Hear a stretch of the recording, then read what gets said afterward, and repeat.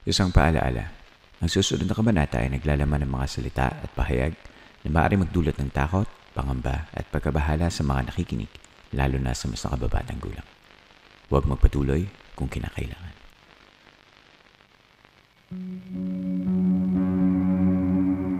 Welcome to episode 279. This is the part 2 of the special episode for Philippine Cover Stories featuring paranormal podcasts at ang aming crossover. This is also the last part of the recording ng kwentuhan namin ni Nick.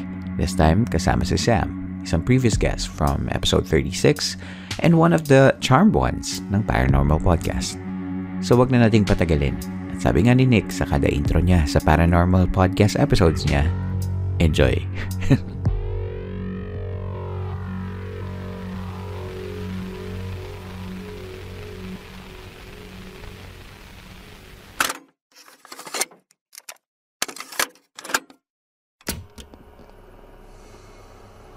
May tanong si Joshua. Direct CM question as to someone who tries tarot reading for sometimes beginner levels.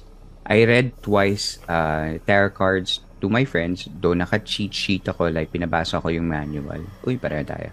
I said naman yung line sa TikTok na what resonates, accept ganun na disclaimer. Okay. Normal po ba na may draining energy feels after pagkatapos? Gabi ko kasi nagawa, kinabukasan medyo pangit yung araw. Yes, oo. Normal yun. Yung may draining feels because it's an energy exchange. Tarot reading is energy exchange. Tarot is the tool, pero you're reading someone else's energy. So, kaya medyo mawawalan ka ng energy doon. Kaya dapat merong energy exchange. Either bigyan ka niya ng something or to gain back what you gave. Yun, Joshua. Ikaw, Nick. Sorry, kaya hindi ko siya Joshua, kaya hindi ko siya sinagot. Hindi ko siya binanggit rin. One, kasi marami na rin sumagot sa iyo, and si Hailey, reader yan. So I think na address naman. Pero honestly, wala akong masasagot dyan kasi yan ang isa sa mga tinatanong ko palagi sa tarot readers rin. Hindi ko gets yung nangyayari minsan sa ibang reader, and kung makikinig sa mga tarot episodes, interview ko, I always ask that question. And yun nga, same as sabi ni Camp Master na kailangan may exchange. Kasi yung ibang walang exchange. Kagaya nun, hindi ko alam kung nandito na sa loob si JM. Si JM, nung nakukwento niya yun, hindi siya nagpapa-energy exchange. Siguro nahihiya siya, I think. Pero ang point lang is, kailangan kasi kailangan may exchange. Pero, sorry, na-curious ako doon, Camp Master. So, meaning nagbabasa ka? Hindi po narinig ko lang sa mga nagbabasa. Okay. meron akong deck, pero okay. Hindi ko naman siya pina-practice. Ano lang yun. As a observer lang. Binabasahan mo sarili mo? Tinatry mo? Hindi. Trinay ko, pero bumabalik ako dun sa manual eh. Tapos sabi kasi nila, diba, you have to trust your kumbaga intuition kung paano siya ma-interpret. Yung interpretation kasi yata yung wala ako nun. So, it comes with practice, I guess. Okay. Yeah, may nag-raise ng hand. Ay, sige. Sino nag-raise ng hand? Hindi ko na nakikita. Ayan. Si Hailey. Si Gail. Nauna si Gail. Gail. Oh, Gail. Nauna ka. Hi, Camp Master. Hi, Direk. Hello. Question to para sa inyong dalawa. Since alam naman namin na both your podcasts are successful talaga. Kino-consider nyo rin ba na parang brief talk show din na parang it's gonna happen, like for example once a week na parang 20 minutes duration? Kasi for me lang in my opinion, ang ganda kasi ng ng chemistry ninyong dalawa. Yun lang. Wow, may chemistry pala tayo. Hindi, meron naman kasi matagal na rin naman kami magkakilala in a way. Pero sige, go lang, Gail, sorry. That's a good idea actually. Yun. Tapos kasi, pag pinapakinggan namin both yung ako lang sa ano ko lang, for me, yung platforms ninyong dalawa, nagsisync talaga siya. Tapos, ang galing-galing ninyo. Parang nakaka-inspire kasi na, na ang dami namin natututunan. Tapos parang, I can't help but imagine sometimes na what if sa YouTube, parang instead of the usual podcast, yung may interaction talaga kayo. Feeling ko magiging lang. Hindi ko naman pinupush, pero parang lang. What do you think? Do you consider that in the future? Ako time difference kay Camp Master. Hirap. Hindi ko alam gaano kaaga gumising si Camp Master, pero ako okay ako sa gandang oras. Pero sa kanya hindi ko alam kung kakayanin niya yung weekly, 'di ba? Yun yung Kung ako nilagay ko sarili ko sa position mo, mahihirapan ako kasi ang aga. Pero hindi ko alam kay Camp Master. I don't wanna answer for him. As a geriatric millennial, maaga talaga akong gumising. Okay. Wow, Kasi sipag. naglilinis pa ako ng bakuran, nagsisiga pa ako ng backyard. Anyway, yung actually, as much as possible, I try to distance myself sa ibang podcasters, especially kay Nick. Kasi kapag nakikinig ako ng paranormal podcast, nai-vibe ko. Minsan naiisip ko pag nagre-record ako, shit, parang katunog ko yung intonation, kumbaga yung mga nuances ni Nick, napipick up ko kasi sa dalas kong makinig sa kanya or sa Wow. ibang podcasters, ganyan. Parang sabi ko, uy, parang linya yun galing sa ibang podcast, sa Creepsilo, ganyan, or sa Wag Kang Lilingon. Sabi ko, parang hindi dapat yun. Ganun. Nawawala yung sarili kong boses or sarili kong brand. Ganun. So, parang, hindi ko alam, pwede yung sinabi mo na ganun. Pero yun nga, time, ganyan. Kasi, syempre, sikat si Nick, marami siyang ginagawa. So, Wow naman. Sabi ko nga okay ako sa gandang oras, pero yun nga. pero okay okay yun. Yun lang parang gagawa na naman kasi yun ng bagong Yes, platform, bagong totoo. project. Tapos syempre anonymous si Nick, diba? So hindi natin siya. Off-cam. Oo, ang weird Ang weird na off-cam. And hindi ko pa ma-figure out paano ko magawa na nakamask ako, pero ganito ka-clear yung voice ko. Pag nag-mask kasi ako, muffle yung voice ko. Parang gano'n And shy Hindi mo type. pwede Nick yung Pangit yung nose down ko yung nose, tsaka bibig ko pangit, so ayoko. Vain ako, joke lang. Hindi, ayoko rin. Okay. Pero But thank yun, you, Gil. That's a nice suggestion. Pero baka pwede natin gawin, Earl, ito, nalagay na tayo sa posisyon. Baka again, depende, syempre ang hirap magsalita ngayon, pero baka pwede natin gawing quarterly thing or something na ayoko mag-commit ng weekly, quarterly or something. Biannual, di ba? May ganun. Future project. Ipuput natin yan ilalagay natin yan sa mga future project tabs. Oo. Maganda yun. Pero sarap. Thank you sa idea. Meron kaming iniisip Thank ni you. Nick na parang gusto namin ako gusto ko.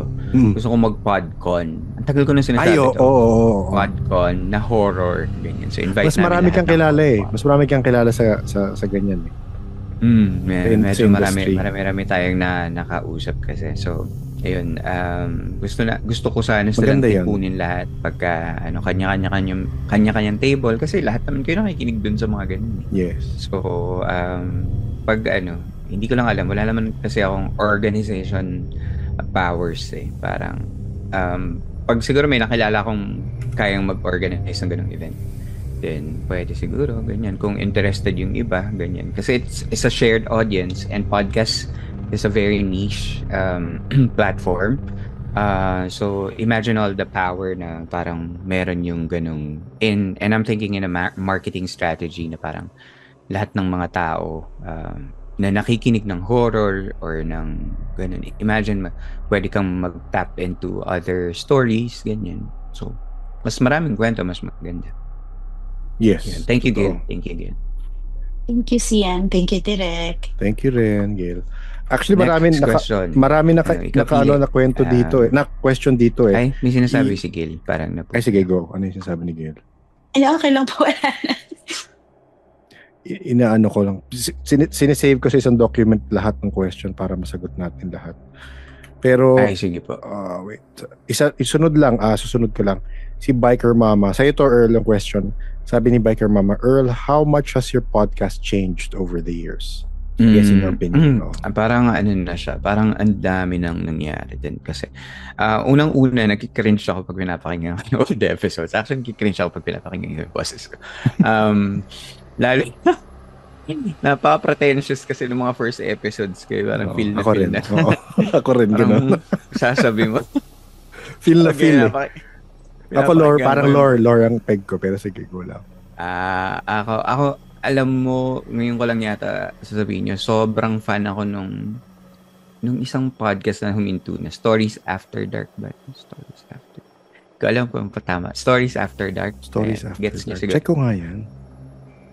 Stories After Dark yata yun eh. Oo, basta ganun siya, lalaki siya na nagsasalita siya ng very, very malumanay na boses. Tapos kinikwento niya lang. Anyway, parang siya yung mga unang naglabas ng ganitong style. So, sabi ko parang gusto ko rin to. Tapos gumawa ng sarili ko Tagalog kasi naman yung baka yung English ko eh. Sumablay. So, ayun. Pero yung mga una, ganun siya yung parang pa-documentary style, ganyan. Naglalabas ako mahilig kasi ako mag-research. Mahilig ako magkalikot ng mga kung ano-ano sa internet. So, yun. Finally, nagawa ko siya sa isang podcast. So, nagustuhan naman. Nung biglang nag-boom siya na parang sabi niya, uy, parang daming nakikinig. Uy, million streams na. Uy, parang, uy, ganyan. So, parang doon ko na-imagine na sabi ko, may mga ganito rin naman pala. Hindi lang pala ako nakikinig. Simula yan kasi nung mga bata ako, nakikinig ako ng ng mga features sa GMA. Alam nyo ba yung ang pinaka na hindi ko alam yung show sa QTV nun, sa yung Channel 11. Yun eh. Naglilista sila ng mga top 10 na mga kung hosted by Pia Guanyo and Rob Wilson someone. Yung kalbo. Hernandez. Yun. Sobrang fan ako ng show na yun. Nakikita ko dun sa Yvette Tan. Doon ko siya unang nakikita. Parang pag naglilista sila ng mga weird stuff, doon sa sobrang engaged ako. Tsaka yung magazine style na narration, yun yung parang sobrang doon ako na inspire. So ginawa ko yun. Yun yung unang style nung podcast. Tas nag-infuse na ako ng listener stories. Tas ganun, siniswitch ko lang siya na ganun. Tapos nung madami na akong kwento na yung gawa ko, yung fictional stories, naglalagay din ako nun. Tapos minsan kung ano yung hinahanap ng sponsors, ganyan. Pagka may kailangan sila, ganyan. Yun, syempre alipin tayo ng salapi. So, oo nga. So, pero kasi yun, kailangan nating sumuko sa kapitalismo. Kailangan rin naman. Ay, yun yung, ako, the reason sa akin lang na hindi ko nagagawa yun is, wala akong team kagaya kay Earl. So, yun, anyway, siningit ko lang. Tagal na kasi kitang hinihimok na sumama sa kadiliman. Okay. Ayaw mo. Hindi kasi may sariling production team si Nick. Ayan. Ako lang yun dito. kasi kailangan. I mean, again, to cut down on costs kasi wala pa naman ako sponsors ka.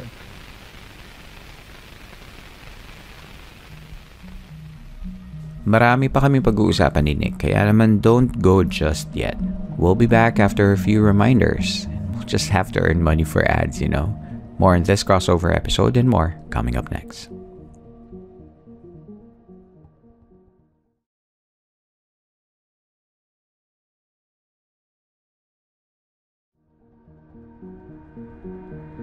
And we're back in the crossover episode ng Paranormal Podcast at ng Philippine Camper Stories.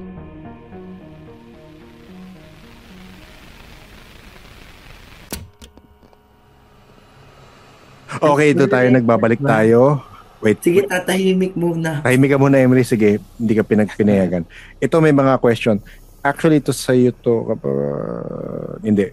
Yung kay Joshua. Sa campers. Yung kay Joshua, yung kay Joshua. Nasagot na natin yung kay Joshua. Hindi, meron siya. Kapag yung may specific area, nag-attract ng mga animals, like a wall or foundation ng bahay, may pamahiin ba about doon or beliefs? kapag may specific area sa house na na-attract ang mga animals.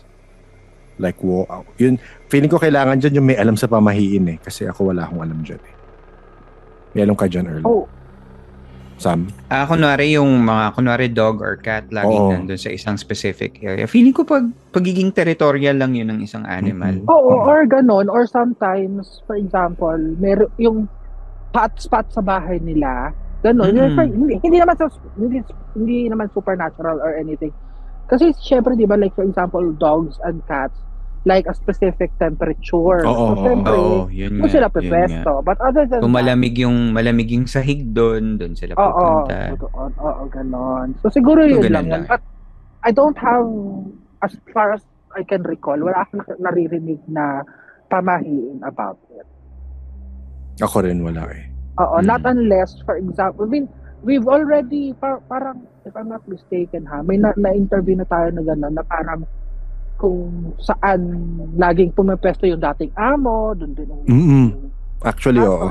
Oo, yun. Siguro yun, but pamahiin is not connected to that. Wala. Di ba parang pagka kunwari ikaw sa bahay mo, mayroon kang spot na gusto mo doon tumambay, gusto mo doon magkape, yun, parang ganun lang yun. Mali yung pwesto ko, hinahampas ako ng hangin dito. Ay, ito kasi yung CR, kaya nga pala ako dito. Ito yung CR. Yung patay hindi na CR? Oo, yun.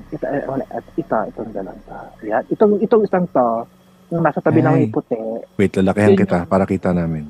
Hintayin natin magdilim kung magfe-flicker. Ayan, Sam. Ba't may sumasayaw-sayaw dun sa likod? Kasi nga, mga bata yung mga yan. Okay.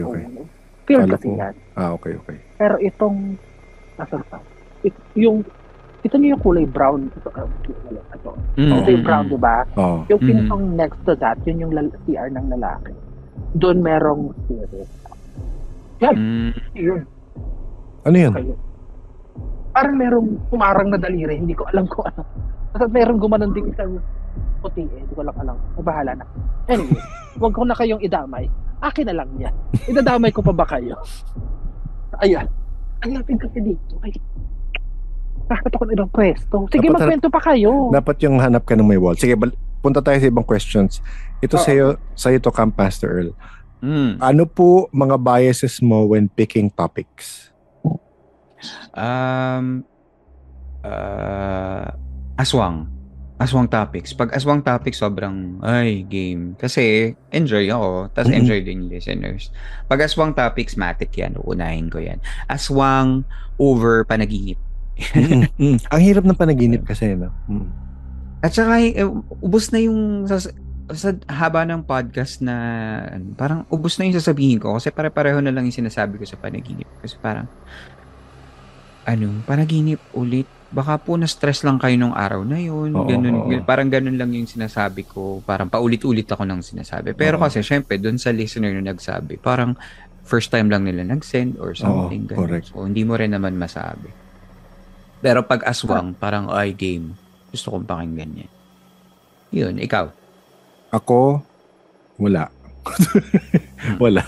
Alien. Pantaran mo ako din. Pala, sorry. Pag alien. Alien. Maniwala na kasi kayo. Kayo naman. Actually, ko na kwento yun. Maglalabas ako eventually this year or next year ng parang disclosure na series. Obviously, Tagalog ko para ma-open lang yung mga isip ng iba na oo nga, no? Posibleng may aliens. And kung ano implication nun sa atin sa buhay, di ba? Pero yun. So, meron akong lalabas. So, bala ko interview si Sir Racy Bayang. Gusto ko interview si Sir Gerard ulit about yung mga ETs na na-encounter niya. UFO Society of the Philippines, meron kasi noon.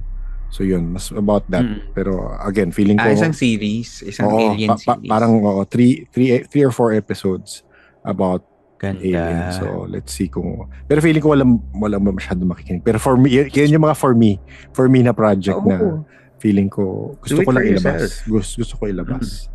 Yun yung gawin mo direct na gano'n, na parang yun yung, for example, di ba, kung isang conversation lang tungkol, yung, for example, yung dream topic mo nung isang time, last time, di ba?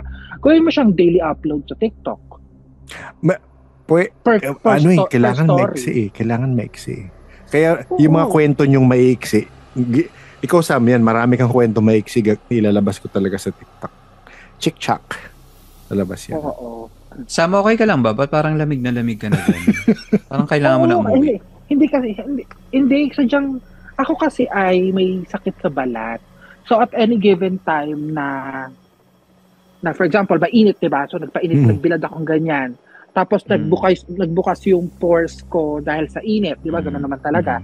Tapos pag nahanginan ng malamig, buong katawan, nagpapantal-tal na ako. Kaya palipat-lipat ako ng position para magpalit yung temperature ng katawan ko. Okay, so ngayon, nasa tabi ako. Kala ko sobrang lamig. Hindi malamig. So, sakto lang. Alam nyo na, hindi siya taga dito sa mundo natin. Kasi hindi sana yung katawan niya. Oo. Pakyo ka direct. Lizard race. Oo. Reptilian nga daw kasi ako. Reptilian talaga. Reptilian daw kasi ako. Anong sasabihin ko? Kasi meron din ng mga ibang tao dito sa UK, sa London, na meron din ganyang klaseng content creation. Pero more on, nagaganon sila, yun lang kasi yung maganda, no? Kasi nakakapunta kasi sila dun sa location. Oo, no? Oo, yun nga ang maganda lang doon. Kasi ako, like for example, pag nagpunta ako ng Enfield, ng Enfield, di ba nung nag-live ako doon, yes. Hindi man lang ako makalapit doon sa bahay kasi kasi mukha akong creep, di ba? So gano'n. Tsaka may nakatira, di ba? Nakita natin may pumasok. Oo, may negrang nakatira. Oo. So hindi, syempre, yun maganda sana yung, kasi like for example, if you guys are interested, you can do that sa Pilipinas.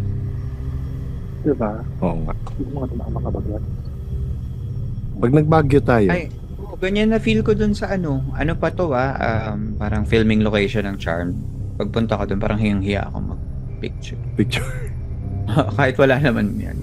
Charm house lang naman. May tao ba nun? Wala tao, pero attraction talaga siya. Private home siya. Private home. Pero ang dami rin naman kasi nagpupunta rin. Oo. Pero kasi, for example, yung mga one thing na napupuna ko dito is that yung mga haunted places nila, they don't talk about it. They don't sensationalize it. Oo, kasi but unlike yung sa 10 Bells, kasi yung 10 Bells kasi marami na talaga siyang horror story prior to na-connecta siya kay Jack the Ripper. Okay. So yung kasi dalawa pala sa victims ni Jack the Ripper. Doon niya na-pick up.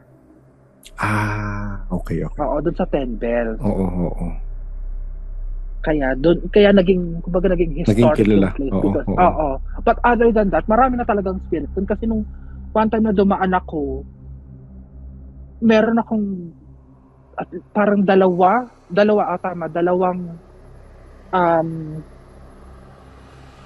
shadow figure na nadaanan ko. Oo. Yun nga lang, minsan ganun nga lang. Anong tawag dun? Hindi mo din alam kung dahil dun sa location or dala lang ng kung yes, oo. Or nasama lang sa mga dumadaan doon. Ginagago ka na English, Ano pala? Naka-record ka pala. Oo, naka-record ako. Good game. Ano na natin yung questions mo? Asan pa yung question? Ito meron pa. Ay sige, last. Meron pa isa dito para yata para sa atin to. From Luis. Sabi ni Luis, was there ever a time that you had to say no to a topic, story, or guest because may aspect na masyadong sensitive and ang topic na almost cancelable? SA, political, etc. Sa akin, lagi silang nagno-no. Parang more impersonal yun. Hindi yun dahil sa topic mo. Lalo na si Sam. Parang wala naman yata direct, no? Ako, wala. At this point ako, cancel nyo kung ano makinig, okay lang naman. Mas ganun ako. Tsaka hindi na ako sorry, pero hindi na ako trigger warning sa ibang bagay. Political, umiiwas talaga ako. Kung may makwentong political, sige. Kasi, alam mo, sa totoo lang,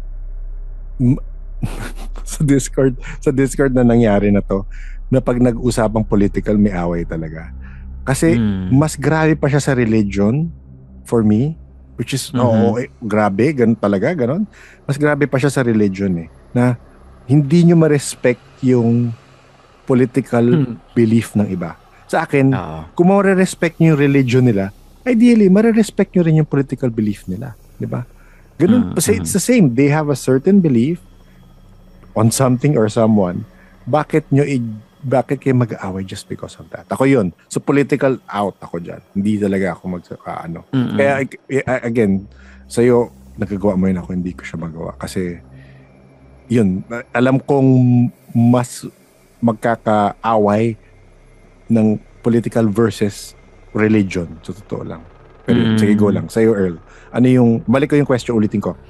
Was there ever a time na you had to say no to a topic, story, or guest because may aspect na masyadong sensitive and topic na almost cancelable? Wala pa naman. Kasi hindi rin ako takot Hindi rin ako takot political commentary. Kwento. Kasi, like, for example, ang dami rin kasing interesting stories. Like, for example, sa mga Marcoses, di ba, parang daming nakaakibat mga urban legends sa kanila. Yun yung topic ko. Yun yung Philippine urban legends. Correct. Like, yung mga ginawa ni Madam sa Tulay. Yes. Yung mga ginawa niya dun sa yung Manila Film Center. Yun talaga yung kwento Hindi ko siya iaayos according sa paniniwala nila. So, kumbaga, parang nasaktuhan lang na nasa daan kayo at padaan ako. So, kung masasagasaan kayo, hindi kayo tumabi. Parang gano'n. Diba? may chance naman kayong umiwas. Diba? Technically, gano'n rin naman. Stop, huwag ka na makinig kung natitrigger ka at diba? At saka hindi rin kasi ako na bilang kasing siguro kasi gawa na rin na sabihin na nating privilege na hindi naman ito yung main source of income ko na kailangan kong i-cater lahat ng gusto ng otherwise mawawalan ako ng listener. Hindi naman kasi ito yung ko, bread and butter ko. So parang I will do injustice sa aking sariling content kung mag-veer ako into a specific direction just to please my audience. Parang ako, for me, I do the podcast kasi ito yung mga kwentong gusto kong makinig nung wala pa siya. Yes, kumbaga parang I do it for myself. For yourself. Nagkataon lang na pare-pareho tayo ng trip. Ganun. At kumbaga parang hindi naman ako nanghihinayang na mawala ng isa o dalawang listeners kasi tanggap ko naman sa simula na hindi lahat ay makikinig sa akin. At hindi naman lahat magugustuhan yung ginagawa ko. At ready naman ako dun. Tsaka like attracts like. Ako mas yun ang iba dyan sa inyo. I'm sure kayo mga nasa Discord. Hindi ko alam, para iba-iba na yung pangalan. Pero ako parang same sa sinabi ni Nicolas sa atin before na kung hindi sila makasabay sa vibe nyo, kasi advice niya to sa mga bahay na feeling nila may multo dapat yung vibe nyo sa bahay sayahan nyo, maging positive kayo and all that. Tapos yung kung may entity doon na hindi masasabayan yun, aalis yun ganun lang naman yun So ako, for me, yun nga sa Discord minsan sabihin lang ganito yung tao ako, parang kung hindi makakasabay yung tao, aalis yun or mag-a-adapt yun. Ito may question ako sa inyong dalawa. Ayan, ako na lang ako ang question. Ayun na, host. Sige. Sige. So, sige. Kasi, syempre, both of you are really about the paranormal, right? Or scary stories and stuff like that. Ito ang question ko. Of all the stories that you've heard,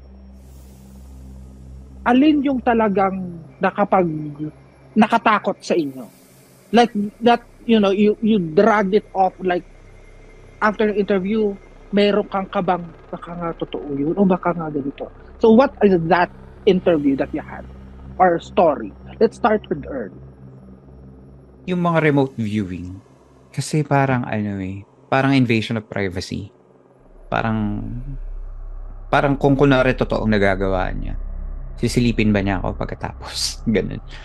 Yung ganun, yung parang ko-curious ba siya, ganyan. Pero minsan kasi, challenge ko rin yung sarili ko. Like, minsan kapag sige nga kung totoong may remote view ang ginagawa ko. In my mind, parang sinesend ko yung message na yun. Sige nga, kung talagang ganun, kung talagang kaya mo, pakita mo nga sa akin, magtanim ka nga ng thoughts sa akin. Parang ganun. Pero wala pa namang ganun nangyari sa'yo. Alam mo Hindi ko niya sa alam. hindi ko kasi alam eh. Kasi hindi naman ako sensitive. So, Hindi. No, like, kasi nga, for example, kasi it's a way, regardless if you're sensitive or not, if you think na nire-read ka ng isang tao, may nag-confirm na ba sa'yo na, huy, medyo... Meron. Talaga? Ooh. Ano ko siya, kausap ko siya, tapos nagpa-practice kasi siya. With my consent. Okay. Nagpa-practice kasi siya. Sabi niya, nagpa-practice akong remote viewing, ganyan. Sabi ka, sige, i-view mo ako ngayon. Tapos, sa utak ko, kasi ang alam ko, parang kailangan mo siyang invite or something, ganyan. Sabi, sige, ganyan. Pinapayagan kita, ganyan. I'm opening up my space, ganyan. Tapos, sabi ko, sige, kung talagang kaya mo nang gawin, andito ako, ganyan. Find me, ganyan. So, I put myself in the open. Tapos sabi niya, naka-black ka ba? Tapos, may something ako nakikitang stripes. Tapos, merong something kulay blue sa background. Ganun. Tapos sinend ko yung picture ko, naka-black ako, underneath may striped shirt ako, tapos may parang blue poster sa likod. Ganyan, sabi niya, shit. Tuntawa siya, ganyan. Tapos sabi ko, cut cord na, tapos na. Okay. Ayun. So, parang, I guess, totoo, ganyan. Pero wala pa yung parang, wala pang, yung kunwari talagang, ano ba yon yung hindi uninvited. Gail, thank you. Ikaw, Direk, anong sa'yo? So Sam, clearly si Earl hindi siya exhibitionist, no? Na ayaw niya pinapanood siya. Joke lang. Hindi rin natin alam. Hindi natin alam. Sorry. Ayoko mag-assume. Okay. Hindi, kasi ako, it got to a point na, syempre, naisip natin yan na parang, pag may namatay tayong loved one, and may ginagawa tayong private, inisip natin, pinapanood niya ba ako? Tinitingnan niya ba ako? Ako, gumagana yung thoughts ko before. And it came to a point na, bakit, ano ngayon? Ako yun na lang inisip ko. So, ano ngayon kung, ako yun lang, Erland, hindi ko sinasabing, hindi ko dinirefute yung nafe-feel mo. Pero ganun yung nafe-feel ko. Pero alam kong, posible may nangyayari na minsan may magre-remote view sa akin. Ako, parang yun na lang yung aking, kumbaga, hindi ko na siya dinadaan sa takot na parang, okay, bahala ka. Kung makita mo kung ano makikita mo. Oy, ganun na lang iniisip ko talaga. Ako, parang so, I feel sorry for you na ito yung makikita mo. Oo, kunyari sa CR ako interesting dito. Oo, sa CR ako nagbabasa ko sorry ka na lang, ganun. Pero ako, pinaka-nakakatakot, alam mo, yabang ko ngayon so, totoo lang, Sam, wala. At this point, nung simula, ngayon wala na talagang wala na. Kahit si Hatman pa yan magpakita pa ngayon dito, wala, hindi na. Oo, hindi kita sina-challenge Hatman. Pero at this point parang 1 AM, challenge ka Hatman. Go, give it to your best. At this point hindi, magugulat na lang ako. Sure ako diyan, magugulat ako, pero yung mga nangyari before, hindi parang ang dami na kasi. Pagkasama kayo, yung boses na lumabas nung may kausap tayo, Sam, yung ganun. May kilabot, pero wala na hindi na ako. Sorry naman. Wala na nagsistick. Hindi ko challenge na universe, hindi ko challenge na katakutin ako, pero at this point, parang going back to the past episodes, siguro may mga mag-goosebumps ako, pero hindi ako matatakot na. Desensitize na tayo. Oo. I think baka nga. Or ganon, or kasi because the people around you, ako nakikita ko kasi that the people around you, the psychics or the people that has abilities around you, as well protects you. Talaga ba? Oo.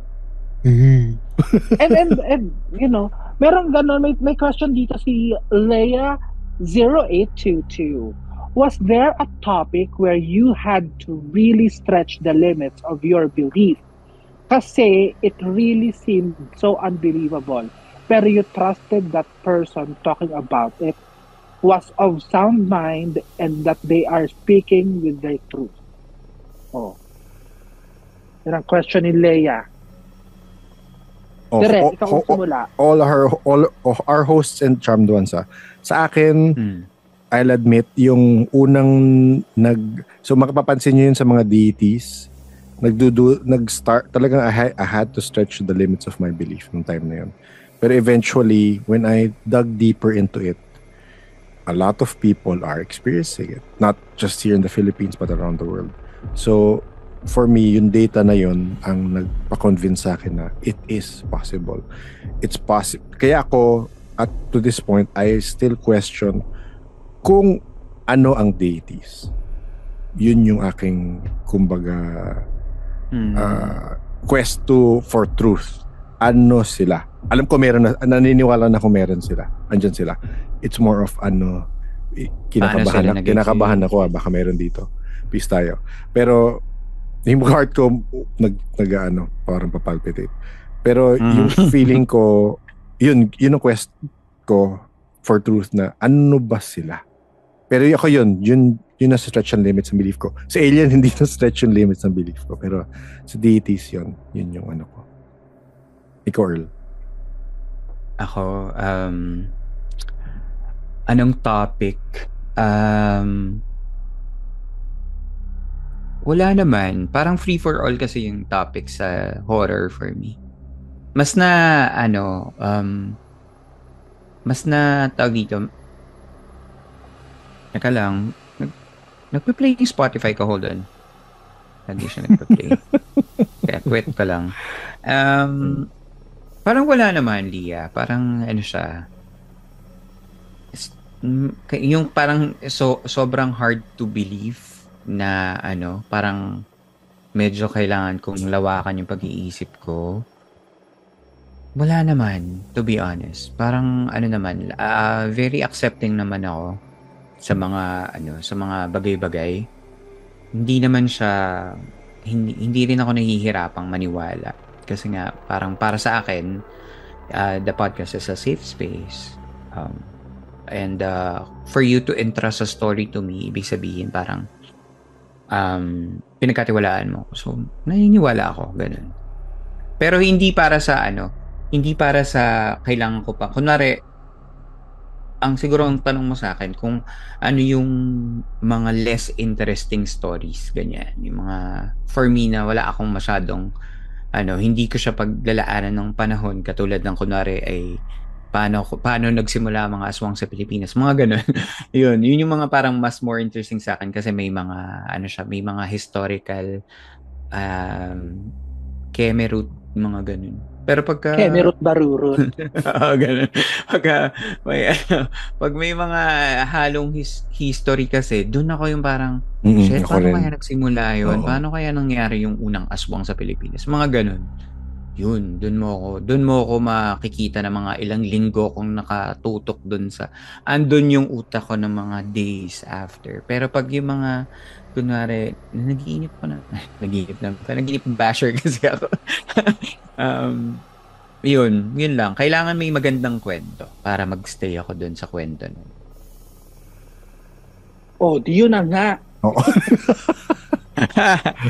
Wait, okay, sige. May question dito na magandang pag-usapan. Wait, saan na yun? Was there a topic? Dino pala yung tinanong ni Tinanong ko na yan. Ay, sa inyo, Sam, Charmed nga, are there listeners that message you on... Ay, ito maganda, Earl. Are there listeners who messaged you on how your podcast changed their lives? And if yes, ano yung pinaka-memorable na sinabi sa inyo? I'm sure meron. Oo, merong mga ganyan, mga side emails na sinasabi na CM, parang lagi kong kasama yung podcast pagka nagtatrabaho. Yung ganun, yung parang nakakabigay sila ng konting entertainment. Tapos hanggang sa meron na nagkukwento na sobrang tagal na, CM, nakagraduate na ako, salamat po sa podcast. Mga ganun. So parang nakaka, na parang, uy, you're doing something good naman pala. Parang, may mga ganun na parang minsan, meron pang nakakwento before, hindi ko na natatandaan syempre lahat. Sabi na parang, you pulled me out of depression, ganyan. Parang, meron din kasi ako mga ganun as a podcast listener, meron din ako mga podcast na parang, ganun yung effect sa'yo. Yes. Ang term ko, doon ako nag-a-anchor. Like, if I'm starting something new in my life, ganyan, like for example, nung lumipat akong trabaho, syempre wala ka pang kaibigan, parang medyo, bago ka na naman, ikaw yung wala ka pang masyadong ginagawa. Nakikinig lang akong podcast kapag lunchtime ko, ganyan. So parang sila yung nagiging company mo. So gets ko yung ganun, na parang, kung naging ganun yung campfire sa kanila, ibig sabihin kasi talagang sobrang kumapit talaga sila dun sa story. Nakakatuwa. Ikaw? Unahin ko yung Charmed. Kasi I'm sure marami nagme-message sa kanila. Ay, Charmed, dalawa na lang yung Charmed. Charming. Oo. Sam, ikaw. Charming na lang. Oo. Hindi, ganon. Ano tawag dito? May mga nagme-message. Alam mo naman yan, direct. Oo. Sabi nga eh. Oo. Kaya lang kasi, syempre, like, there are times that may nag-message sa akin about one of the recordings. Tapos parang ang sabi niya lang, parang she feels the same way na parang paano ba nila ina-navigate yung life nila with this kind of ability and stuff like that. Paano mo na-turn on, na-turn off, yung mga ganyan, yung mga questions nila. So, alam mo yung parang there are minsan kasi kahit naman ako, and I always do this, maririnig nyo naman ako na lagi ko sinasabing if it makes sense. Kasi talagang minsan hindi ko na talaga alam kung ano yung, basta merong something from within that comes out and speak. Pero sometimes kahit yung utak ko hindi ko napaprocess yung sinasabi ko kasi yun na yung sinasabi ko. Yun yung lumalabas. Yun lang yung lumalabas. So pag may nagme-message na nakaka-relate or may nagme-message na nagtatanong kung paano gagawin yung mga bagay na yun, kumbaga parang okay, nagme-make sense para sa lahat yung sinasabi ko kasi minsan sa akin hindi eh. Yung gano'n. Yun lang. Si Tux daw, may gusto daw siyang i-share tungkol sa multo. O sa aswang. Para daw malait ko ng FB10. Charay! Anong FB10? Hindi ka rin na kasi Sarah. Tapusin na lang muna natin yung question siguro. Sige, ito. Para buo yung question. Sige. Sa akin, yes, ako, sa totoo lang, hindi ko lang kung same for Earl to. Yan rin yung nagpo-push sa akin na nakaka-energize siya para mag-edit, para gumawa ng content. Para share yung stories na ibang tao for me.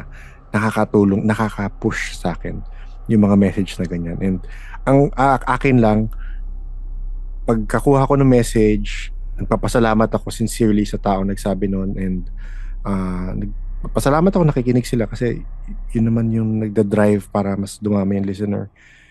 And so honestly, medyo kinakalimutan ko because kilala ko yung ego ko.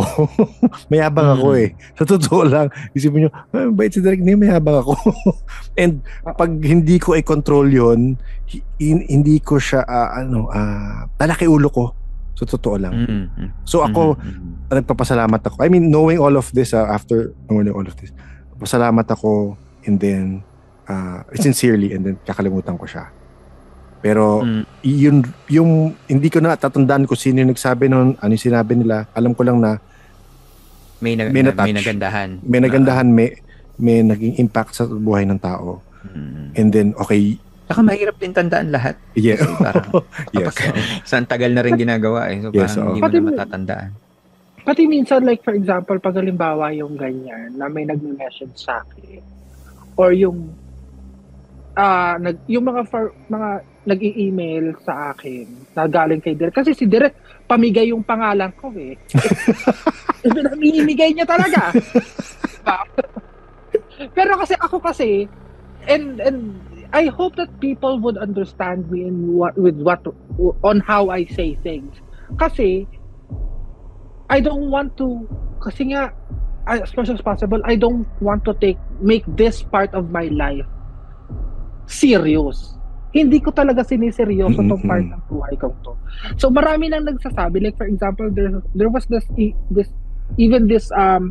podcast na nag-reach out sa akin from the US. Nasabi ko ba to sa'yo direct? Yes. Si ano to? So kung nakikinig kayo ng kasi si anong pangalan ng Sam? Hindi ko matanda ang pangalan. Basta babae pinapakinggan ko yan. Hanggang ngayon pinapakinggan ko yung podcast na yan sa US. Ito. Lalabas yan sa feed ko. Wait. Spooked. Spooked ng... Yun, Spooked. Nag-reach out sila kay Sam. Oo, nag-reach out sila sa akin. Naghahanap sila ng content. ng horror stories. Yes. Oo. Sa akin din. Diba? So, ang akin lang, parang ayoko. Saya. Ang laki ng bayad nun. Yun nga kaya nga hindi ko siya kinuha. Oo. Kasi sabi ko, I don't want this part of my life to be so much bigger than it is. Kasi it's my life. Kumbaga normal sa akin to. So, like for example, may magsasabi na hoy, ang ganda ng storya mo, ganyan. Ang reply ko lang usually, good for you. Mabuti naman, ganun lang. Kasi hindi ako, kumbaga parang sa akin, I'm just sharing it to everyone, not that I want to parang make a spectacular thing out of something that's so normal and so minimum in my life. So parang pag sinasabi nila sa akin, parang personally ayokong maniwala.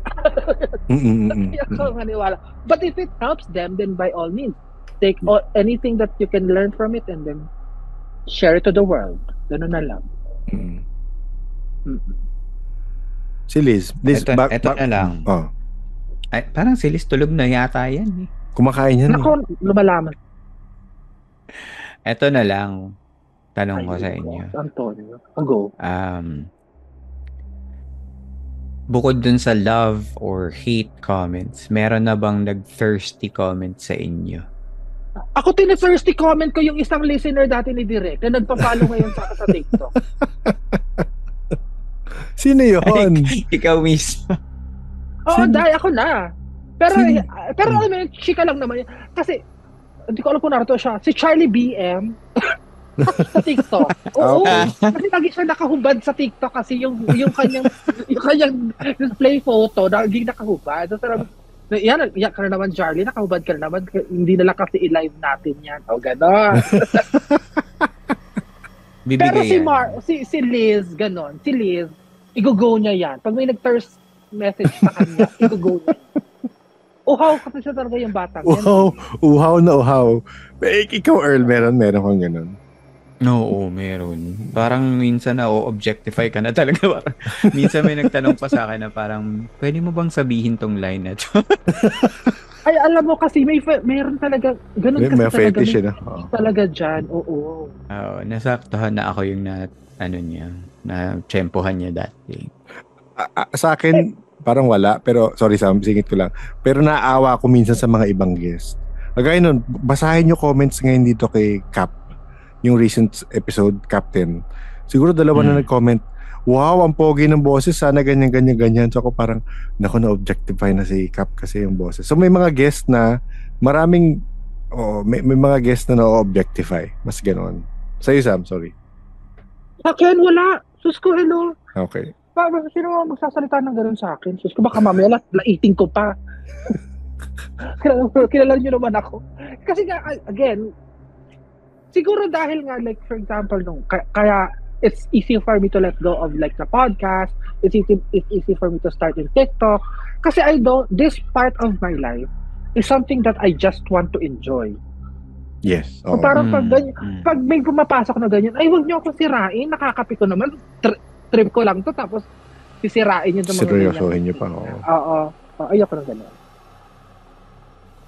Wait, may nadagdag ka ba, Earl, or punta tayo sa kwento ni Tux? May time pa ba tayo? Hindi, ikaw. Okay lang ako, okay pa ako. Alam mo naman kami, Earl. Maabot kami ng Maliwanag Pero kung out ka na, go lang. Sige lang, sabihin mo lang. sige Mag-aalas po, 7 na ng gabi papakinggan ko dito. yan. Pagod na si Earl. Yan, mga hindi sanay sa mga 5-hour podcast eh. Medyo- Grabe. Okay. Tux, pero ito yung Tux Ako ay magsi-CR muna. Hindi pa ako nag-CR since nagsimula tayo.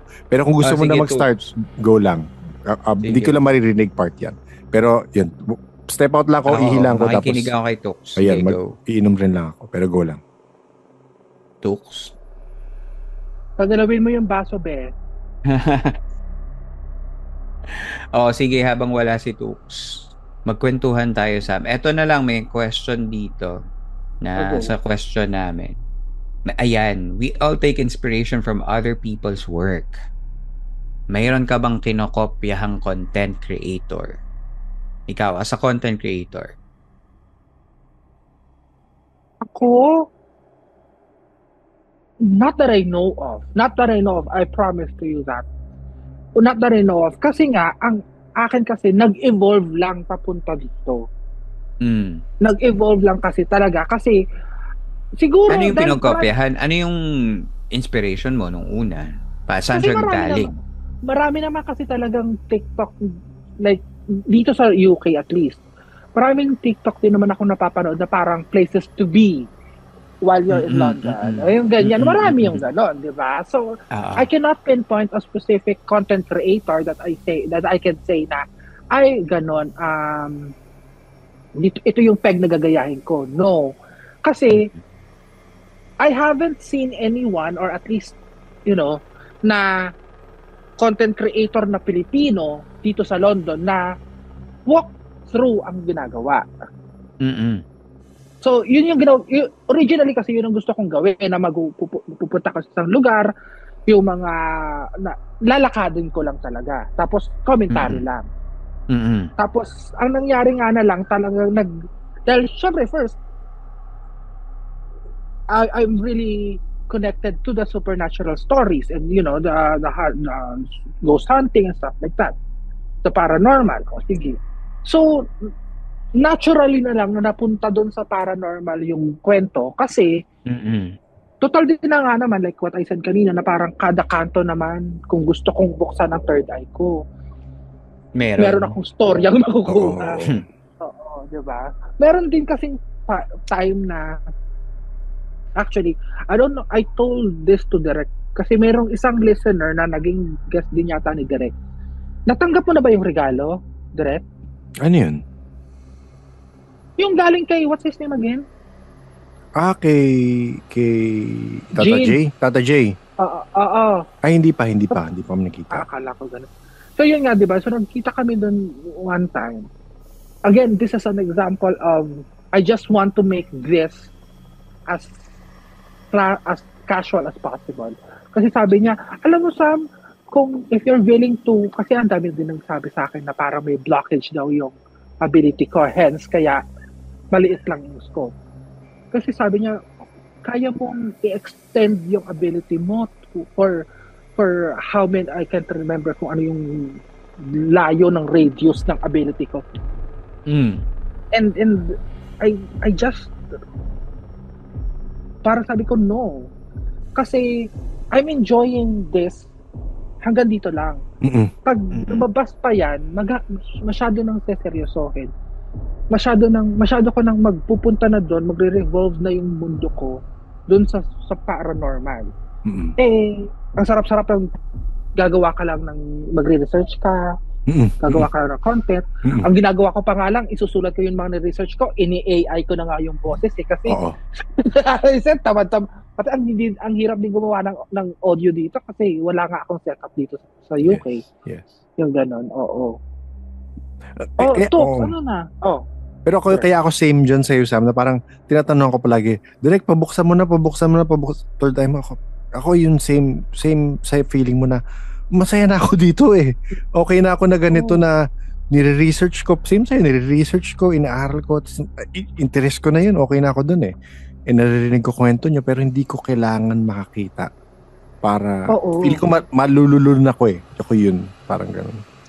Parang ang dami na rin naman ng psychic na influencer. So, pwede na lang, doon na lang sila doon na lang sila pumunta. Kasi like for example, there are people na I don't want to be a part of the community na lalo sa TikTok na you saw this video, this reading is for you. Padre. Pero, wow. Ayoko ng ganon. Si Tox. Tox, ready na. Parang mahina daw signal niya. Mahina so next signal. na lang siguro si Tox. Oo. Ayun. Sayang naman. Oo. O baka pang yun na yung sign natin na... Ikaw ba, Nick, may sagot ka ba dun sa ano yun? tanong na yun? Yung meron ka bang pinanggalingan yung podcast mo na parang inspired by another content? I think nakwento ko kung paano nagsimula. Nakwento ko sa episode mo. Kaya pag sinasabi na direct pa-interview ka na pag ganyan ako, parang pinapoint ko sa interview natin, Earl, yung in-interview mo ko. So, nagsimula, inspired talaga yung podcast by may bala akong gawin na comic. Ang title niya is Paranormal. Tapos dinodrawing ko na siya. Pero again, sabi ko nga, di ba, pabago-bago yung aking focus. So, nasa-start ko siya, tapos masa-stop ko siya. Nasa-start ko siya, masa-stop ko siya. Tapos, hindi sa pag-ano, nauna yung idea ko bago lumabas ang 13. So, hindi ba kasi inspired by 13 din, nauna siya. Pero hindi ako nag-push through eh. So, hindi ko siya nabubuo. So, eventually, nagkaroon na ng paranormal, ng interview, nagsabi ko sa friends ko, mag-record tayo nung kwentuhan natin, doon ko siya nakuha. Ipangalan natin Paranormal. And eventually, hopefully, kaya gusto ko nga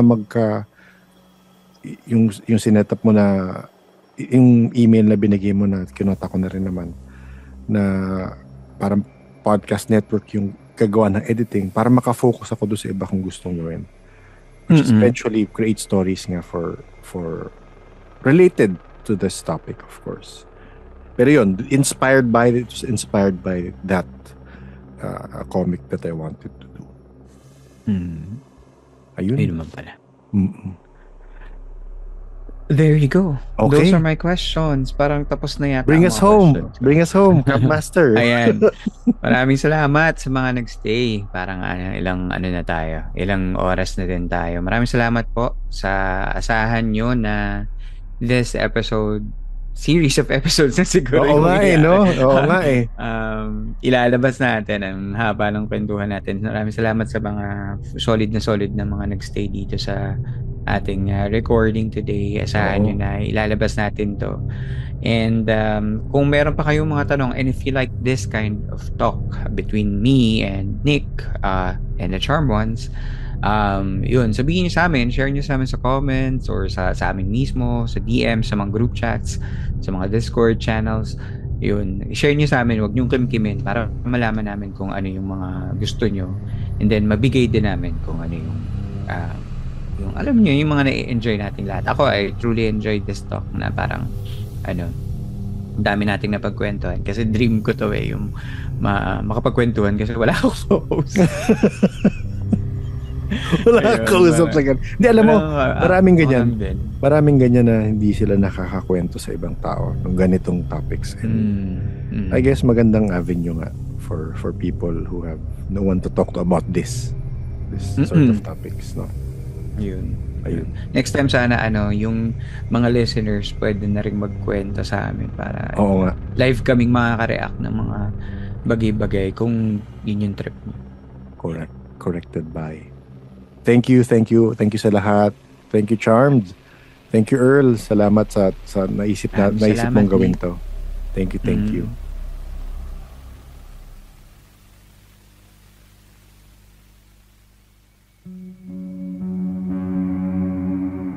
Thank you everyone who were with us in the recording. I really had fun talking with my friends at Paranormal Podcast. Kaya pakinggan nyo na ang podcast ni Nick to learn more about anything about the supernatural world. I also posted links in the episode description para sa mga previous episodes naming dalawa. Pwede nyo ding pakinggan ang ibang parts ng episode recording namin exclusively sa Paranormal Podcast. Especially ang masayang catch-up with the Charmed Ones na sina Sam, Liz, and JM. Riot yun. Pakinggan nyo. At dito na po nagtatapos ang ating kwento. For our campers na feeling mo ay good job ang podcast sa pagsama sa iyo sa mga araw-araw na gawain at naiibsa ng iyong pagkainip, medyo feeling generous ka today, you can send love and appreciation by giving us monetary tips. Daanan nyo lang po yung ating PayPal account at ating GCash account sa aming episode show notes.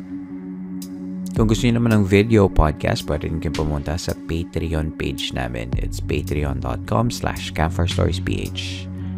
At pwede rin kayo mag-subscribe for as low as 50 pesos.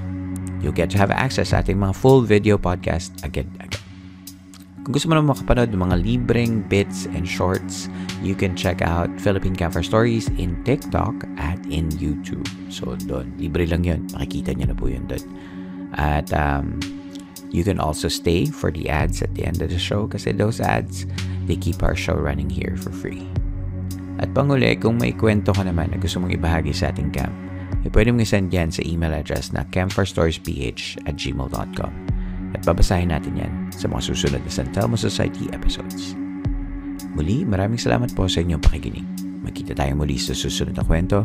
Ako si Earl at ito ang Philippine Campfire Stories.